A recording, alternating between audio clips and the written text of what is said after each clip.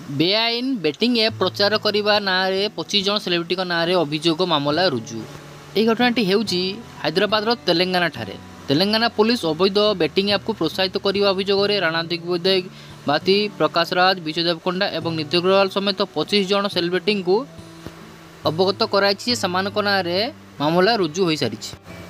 32 वर्षीय व्यवसायी फणींद्र शर्मा द्वारा दायर कर एक आवेदन उपरे आधार करी मार्च 19 तारिख में हैदराबाद मियापुर पुलिस स्टेशन रे एफआईआर रुजु होता। अभियोगकारी अभियोग कर मार्च 16 तारिख में संप्रदायर युवक मान सहित आलोचना समय से जानीपारे जे अनेक व्यक्ति जुआ आप्रे समान टंका निवेश करने को प्रोत्साहित होती, जहाँ सोशल मीडिया रे व्यक्तित्व द्वारा प्रचुर विज्ञापन कर। से आहरी उल्लेख कर सेलिब्रिटी माने विभिन्न बेटिंग प्लाटफर्म को प्रोत्साहित करने बहु परिमाण में टंका ग्रहण कर अभियोग होती, जहाँ व्यवहारकारी मानू कठिन अर्जित टंका को जुआ खेलने को प्रोत्साहित करुअछि।